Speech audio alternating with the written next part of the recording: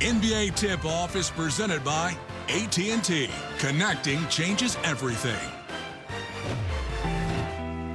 Orlando's had the magic touch defensively to get into the playoffs with the win over Charlotte, and in Game 1 when they held the Pistons 17 below their average and held them to just 40% shooting.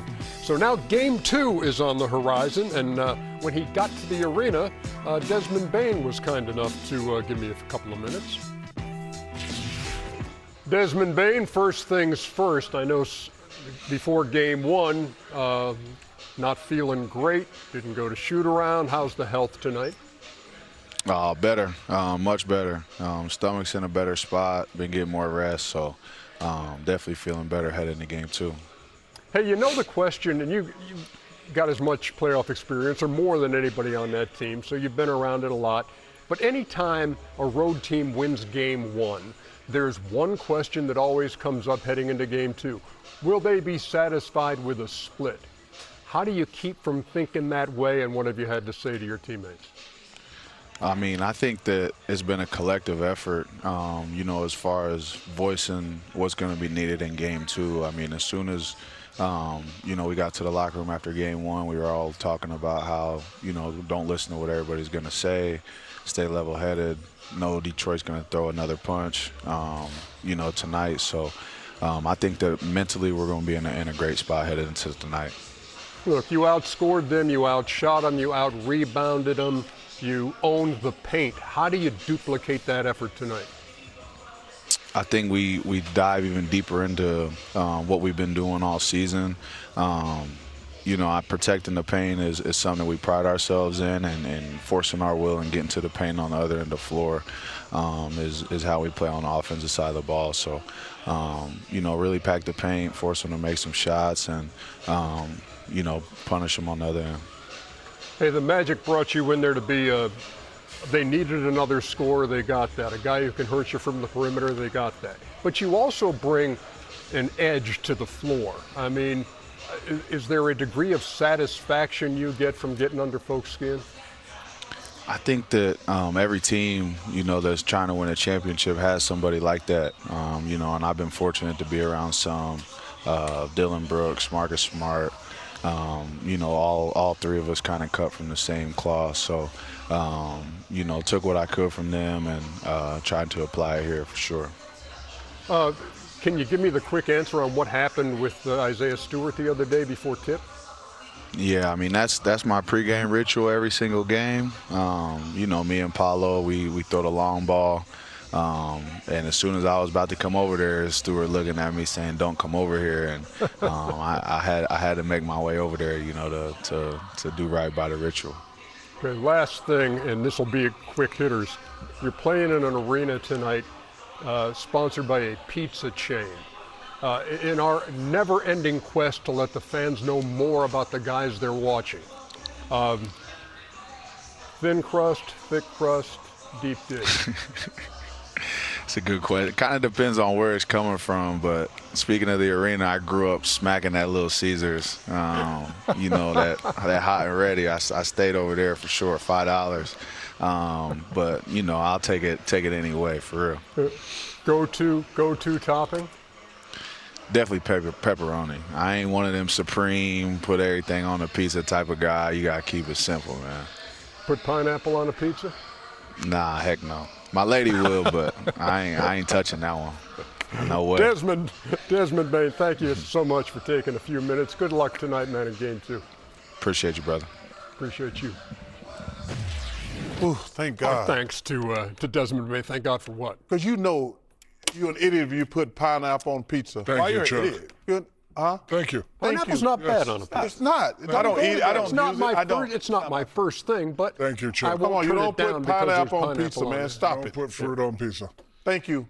No fruit. Oh, coming from a guy who knows a little thing or two about pizza, too. I am the king at Papa John's, but You only get pepperoni, sausage, and green olives. that's right. If they don't have green olives, get jalapenos. What about green pepper? No. Yeah, you can do green. You know the most amazing stat from Game 1 of that series? What's that? 54 to 34 points in the paint for Orlando over Detroit. Detroit number 1 in the league with 58. They had 34 in Game 1. That surprises me. Yeah. because they only got really one big guy, Duren, and Orlando got a bunch of big guys. So I was surprised. But Ernie, you know, I said a couple months ago, I'm worried about this Pistons team.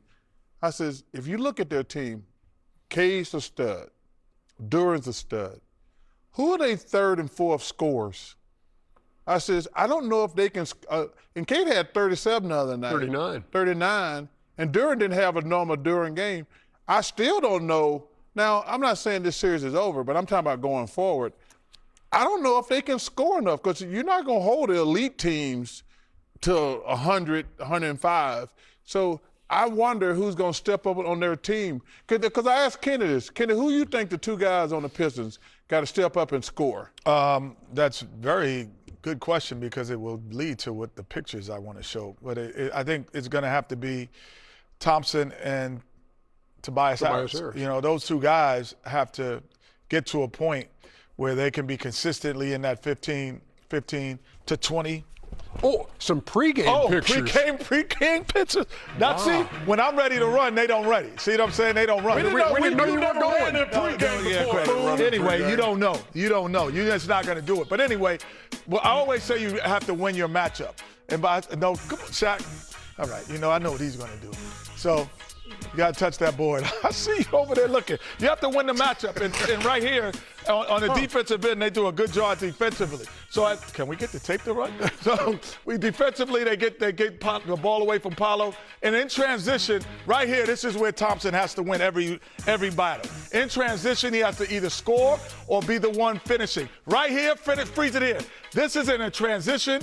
This is mano a mano. Thompson has to win this battle right here, and he doesn't on right last game. He didn't win it consistently. So those are good shots that you have to win. Same thing, Tobias Harris.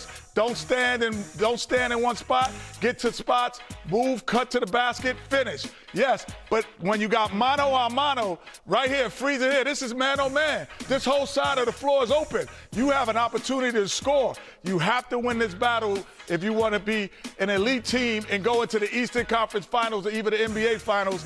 And those two guys have to win their battles, which they did not win before. Jalen Duren, by the way, 8 points, 7 rebounds, just three of 4 from the floor. I do want to hear what you have to say about Duren's performance, but first, let's listen to Jalen Duren ahead of Game 2. I didn't even get nowhere near as many shots attempts as I should have or that I would have liked to, but there were times where I caught myself one-on-one, and I've seen those moments, and I'm going to keep continuing to watch those moments and see how many more opportunities I can get, but for the most part, yeah, they were just collapsing from anywhere. So no way you're going to settle for just 4 shots, even if you were 34. No. That's not enough, and that's not enough. And that's on me. I just got to be better for my guys.